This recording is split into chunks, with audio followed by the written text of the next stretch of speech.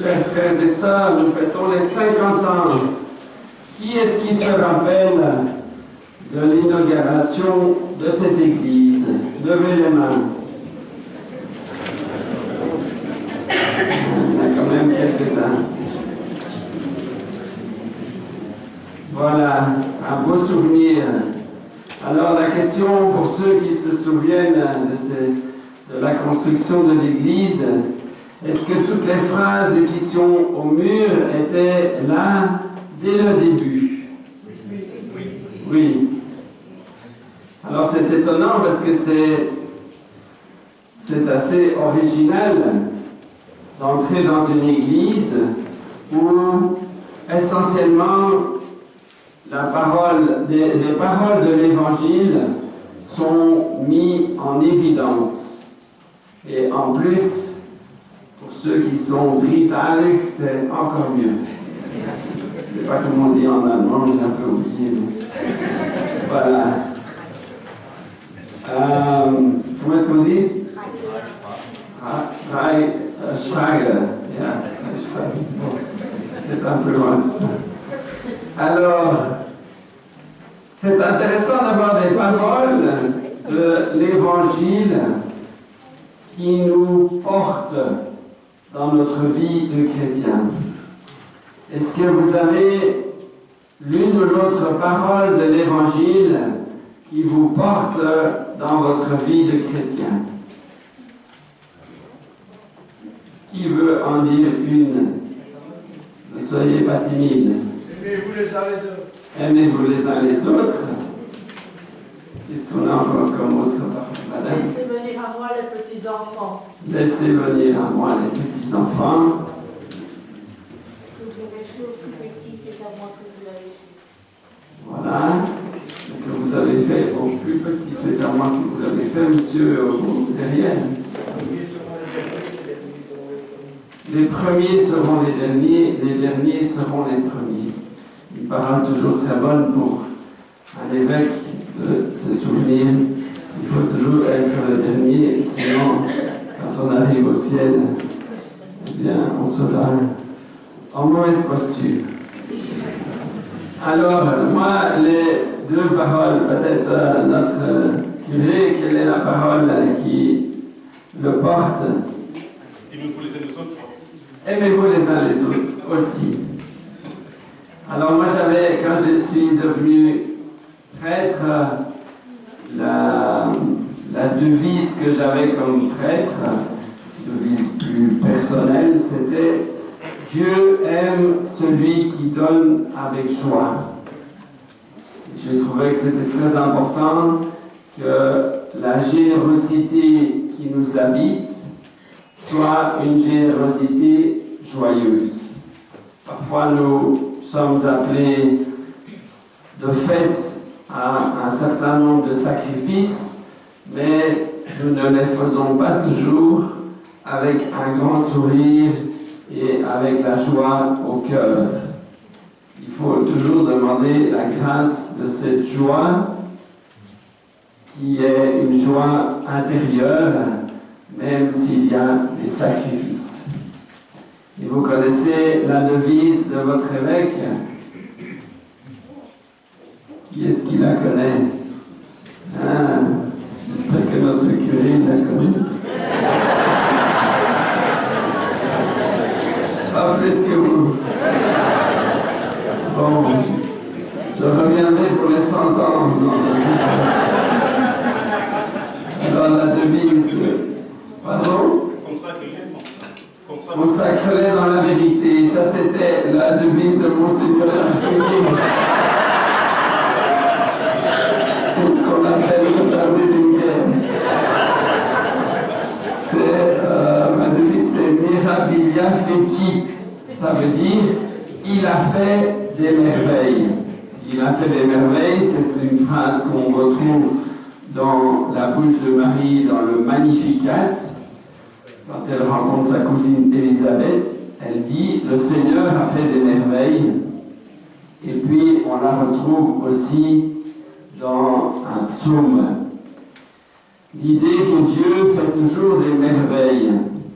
Et c'est vrai que quand nous fêtons les 50 ans de l'Église, de notre Église, eh bien, nous devons regarder le passé en étant émerveillés.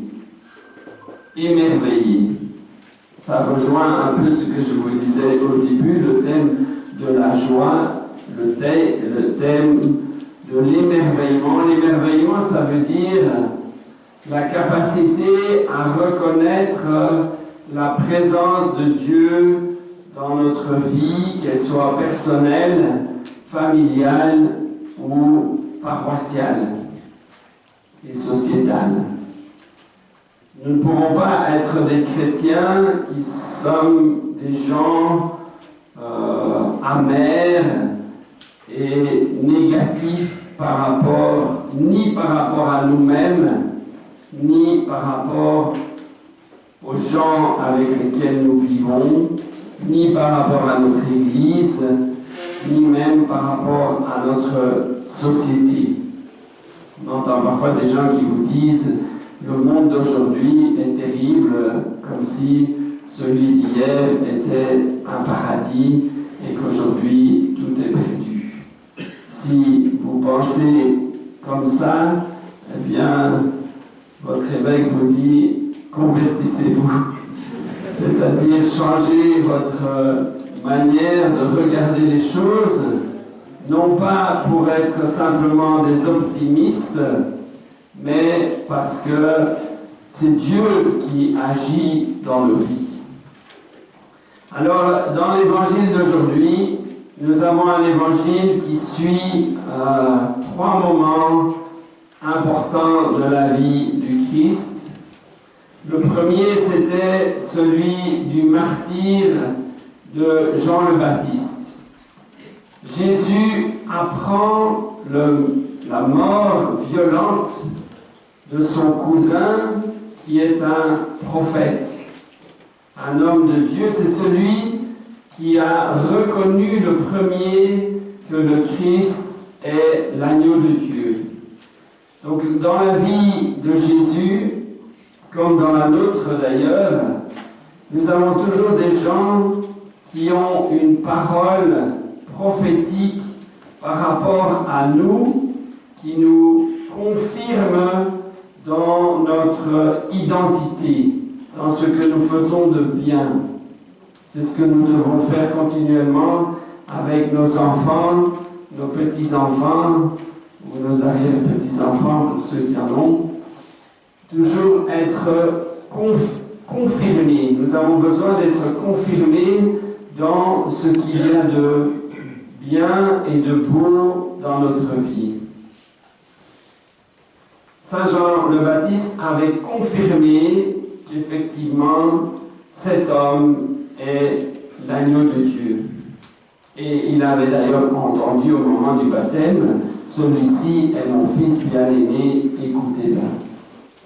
Et voilà que quelque temps après, Jésus entend cette terrible nouvelle, et vous connaissez cet évangile qui est absolument épouvantable à lire, de la scène où Saint Jean le Baptiste est finalement décapité. C'est l'horreur absolue. Jésus entend cette parole et il a besoin de se retirer. Quand nous entendons des choses difficiles dans notre vie, nous avons toujours besoin de nous retirer. Il est important de se retirer, c'est-à-dire de se retrouver soi-même et de chercher à retrouver un sens à ce que nous avons vécu et à ce que nous sommes. Nous ne pouvons pas nous construire sans nous retirer. Jésus se retire, mais au moment où il se retire, arrivent les foules. Et Jésus est pris de compassion et il se dit, ce n'est pas encore le moment pour moi de me retirer, il faut que je nourrisse les foules.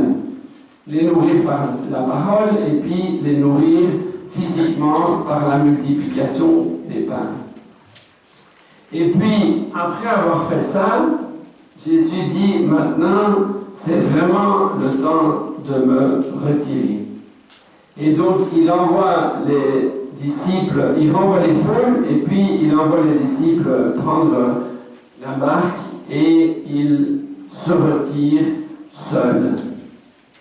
Jésus, très souvent, se retire seul pour être dans ce dialogue avec son Père. C'est une des marques de notre vie de chrétien que d'être capable de temps en temps de nous retirer. Mais c'est une discipline qui est difficile pour tout le monde.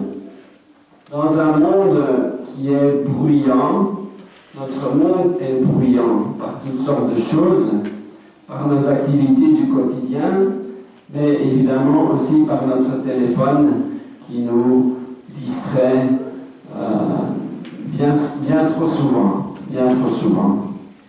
Si nous voulons être chrétiens, nous devons pouvoir nous retirer. Jésus s'est retiré, et dans la première lecture aussi, le prophète Jérémie en a fait de même. Les prophètes aussi ont besoin, puisque ce sont des hommes de Dieu, de se retirer. Le prophète est un peu épuisé, il se retire, et le Seigneur lui dit, je vais venir te visiter. Alors, comme c'est un homme de foi, il y croit. Et puis, le Seigneur apparaît. Vous connaissez ici, c'est le dictionnaire. C'est l'évangéliaire, donc je n'ai pas la première lecture. Le prophète se retire. Et le prophète Élie, se retire, et le Seigneur lui dit, je vais apparaître. Et à un moment, il y a d'abord un ouragan, mais le Seigneur n'était pas dans l'ouragan. Après l'ouragan, il y a eu un tremblement de terre, mais le Seigneur n'était pas dans le tremblement de terre. Après le tremblement de terre, le feu, il n'était pas dans le feu, et finalement, le murmure d'une brise légère, et là, le prophète comprend que le Seigneur est présent. Cet épisode un peu allégorique, un peu symbolique du prophète Élie, c'est celui de notre vie aussi. Nous avons besoin de sentir la présence de Dieu, mais souvent, pour pouvoir la sentir, quelque part, nous devons passer par l'ouragan, nous devons passer par le feu, le tremblement de terre. C'est-à-dire des moments où nous nous sentons insécurisés. Et en fait, ça fait partie de notre vie. L'insécurité fait partie de notre vie parce que les défis qui sont les nôtres sont nombreux. Mais ce qui est bien dans ces moments d'insécurité, c'est que ça nous permet de prendre conscience de notre fragilité. Celui qui ne prend jamais conscience de sa fragilité, celui qui pense qu'il est toujours fort en toutes choses, comment peut-il accueillir l'autre qui vient à son aide? C'est vrai dans nos relations personnelles, nous avons besoin les uns des autres. Et le fait d'avoir besoin les uns des autres n'est certainement pas négatif. Ça n'est pas facile d'avoir besoin des autres, mais c'est quelque chose de positif. À chaque fois que vous avez besoin des autres, vous créez les conditions d'une générosité que les autres vont vous manifester. Il y a des gens, parfois, ils ont peur de demander, ils ont peur de s'ouvrir, ils ont peur d'expliquer, ils ont peur de déranger. Ils ont tort. Évidemment, nous avons tous notre pudeur, nous ne voulons pas tout dévoiler à tout le monde, tout le temps, mais nous devons reconnaître cette dépendance que nous avons des autres. Et puis, la dépendance ultime, c'est celle que nous pouvons avoir par rapport au Seigneur. En disant, moi, tout seul, je n'y arrive pas. Et nous pouvons l'exprimer avec une certaine violence ou en tout cas une détresse manifeste. Et puis, un moment quand nous avons exprimé avec une certaine force notre détresse, eh bien, vient le moment de la brise légère. Le moment où le Seigneur nous dit, maintenant, tu te calmes un petit peu, tu fais un peu plus silence et je passe. Quand tu es prêt à faire silence, même avant, le Seigneur est déjà là, mais quand nous faisons silence, nous entrons dans l'écoute et nous sommes capables d'accueillir le Seigneur. Voilà, moi je suis nouvel évêque. Quand on m'a dit que j'allais être évêque, j'étais à Rome, je travaille depuis 1 an à Rome. Quelques semaines avant d'être nommé évêque, je rencontre un autre évêque. Il y avait une réunion des évêques dans la maison où je travaillais.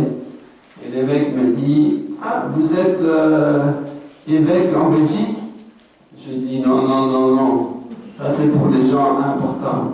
Moi je suis un petit missionnaire, j'ai travaillé en Asie, je suis à Rome, bon, un peu par hasard, mais je ne suis pas là pour des grandes responsabilités. » Et puis quelques semaines après, le pape m'a dit, « Mon cher ami, il paraît qu'à Tournai, on attend depuis 2 ans, alors est-ce que tu veux bien répondre oui à l'appel ?»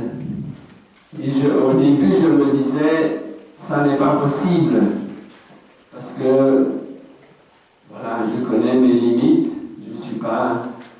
Enfin, j'avais toutes sortes d'idées par rapport à ce qu'est être un évêque, et je me disais, je ne suis pas compétent. Donc j'étais stressé. Et puis une sœur m'a dit, mais vous ne devez pas réfléchir si vous êtes compétent, vous devez réfléchir si le Seigneur a toujours été à votre côté, à vos côtés, pendant toute votre vie de missionnaire. Et si vous dites oui, eh bien vous direz oui comme évêque aussi. Et c'était une parole pleine de sagesse. Ça veut dire que quand nous nous sentons incapables, eh bien c'est à ce moment-là que nous pouvons dire avec simplicité, si ça ne dépend que de mes forces, ce sera non, mais si c'est toi qui me guides, je le ferai avec confiance. Amen.